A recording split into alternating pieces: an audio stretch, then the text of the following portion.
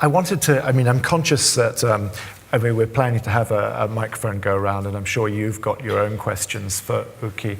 I wanted to kind of bring it sort of toward the present day a little bit more, and to, you mentioned that part of the impulse for your work on this was the fact that you were investigating the crimes of the military dictatorship in Argentina that ran from 1976 to 1983, and the dirty war that it conducted against its own opponents, its own domestic opponents.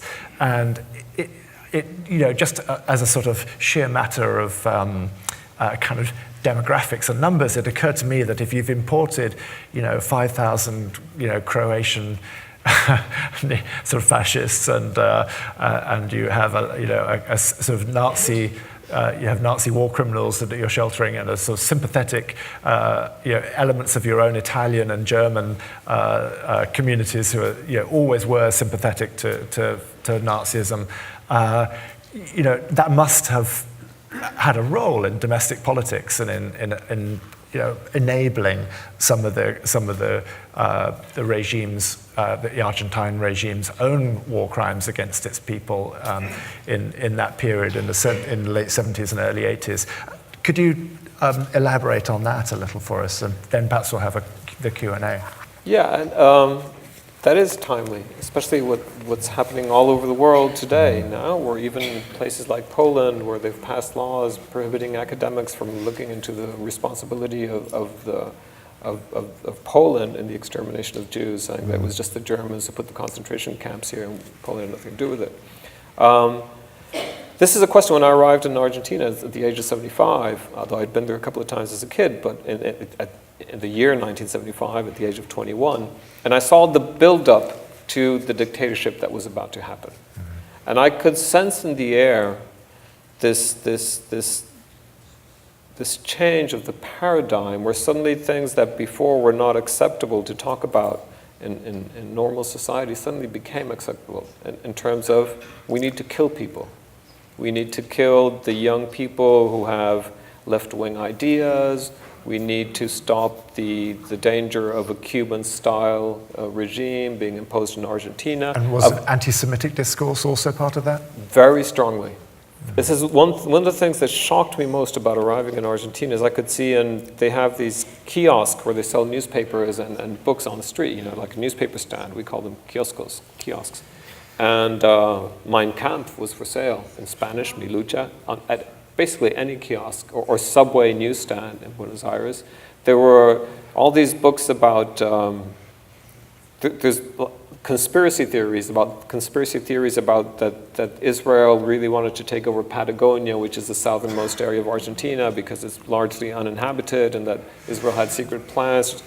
So this and this was also a foreign part of the discourse, because they saw the youth movement and the guerrilla movement. And in the military mind, this was mixed, the idea of the guerrilla movement, the left-wing insurgents in the minds of the older military, who were men who were trained in the military academy during the years when Argentina was neutral during the war. It got mixed up with the idea of the youth movement and the hippies and long hair and free love, and this became something. So when the military took over, when I saw the build-up to that, where this conversation in society that would have been unthinkable before became part of society. We have to stop this. It's going to change our country. Our country is going to stop being the kind of country it is. And when the military took over, in their speeches, they repeated over and over again that their purpose was to defend Argentina's Western and Christian style of living. And there's also this discourse that the idea that Western civilization is under a menace that the West itself is not aware of, so that Argentina will take on this war that the United States and Europe don't realize needs to be taken on. So, And I thought, can it be a coincidence that this kind of thinking has arisen in the country where people like Eichmann and Mengele and so many others lived freely among us? Because when I arrived, I discovered that 2 doors down from my house lived this SS captain who's the one who organized the escape. And I'd speak to neighbors and they'd say, oh yes, we knew him, yeah, he was Carlos Fuldner. Carlos Fuldner. He had dash hounds and he had horses, and I taught his wife Spanish because she couldn't speak good Spanish. You know, neighbor told me, and they were such nice people. And so, when we talk about normalization, so what we're talking about is normalization. We are talking about, and this is what when I started, and I hope it wasn't too confusing where I made this point, that I went from the United States. When I grew up in the United States, I lived in Washington on a street called Cathedral Avenue. And in the back alley, there was a house where lived a mother with her son. Her son had been an Air Force pilot for the United States during World War II. And I kind of made, friends with this guy, and he showed me his paintings of airplanes, and he told me how he was a pilot and how he'd fought in World War II. And I grew up in a society where there was no muddy issue around good or bad. And then I suddenly moved to Ireland. I saw Louis Foutron, who was my French teacher, had been an SS man, and it was totally accepted by everybody. And then I moved to Argentina, and accepted in Argentina.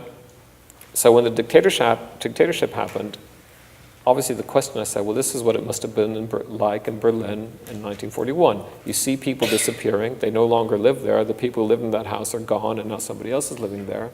But we don't know what's happening. So the question I asked myself, could the presence of these people of the Nazi criminals and Croatians especially, have affected Argentina in some kind of way that made this possible? And the answer, I think, is yes. That it's what I call this slow habit of coexisting with evil.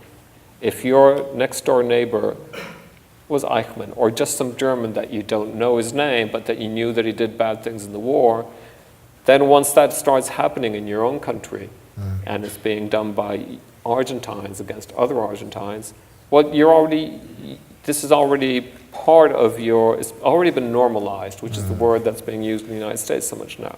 Yes, this is the big fear, and the reason I've documented this, and we've talked not too much about Eichmann, is that I wanted to prove that this happened. Because what happens in normalization is that people say it's not as bad as it was. You get not necessarily negationism, but you get relativism, which is like the politically correct face of negationism, where people say, yeah, well, but there's also Nazis who went to the United States. Look at Werner von Braun, and it's not so bad. Or like when the military took power in 1976, and I realized that they were coming in for a bloodbath. But many people said, no, that they're just saying they're going to do that, but they're not going to do it. And I think this is the end of the conclusion, and I'll just wrap this up here, is saying the problem is not the bad guys. The problem is not the bad guys. The problem is the good guys. My book is not about Eichmann. My book is not about the Nazis. It's not a book about what they did during the Holocaust. My book is about the Swiss government. It's about the Vatican, about the Argentine government. Democratically elected presidents in Argentina, democratically elected government in Switzerland, and institutions such as the Catholic Church, whose avowed purpose and whose main purpose, and who actually do lots of good in so many ways in the world, how could they be twisted, and how could they allow themselves to be used for this purpose? So the book is because the bad guys, they're pretty much blunt about what they're going to do. I think you've seen that. You can see that here, and I've talked about it. Politicians will say, I'm going to do mass deportations during the electoral campaign, and people say, no, he's not really going to do that. He's just saying that so I can vote for him because I know he won't. But they will. So the bad guys are pretty blunt about what they're going to do. They're identifiable. They're difficult to stop. Once you get a demagogue gets his foot in the door, he takes over the house very quickly, because democracy has no defense against people who don't abide by any kind of rule. So I think we should open it to questions about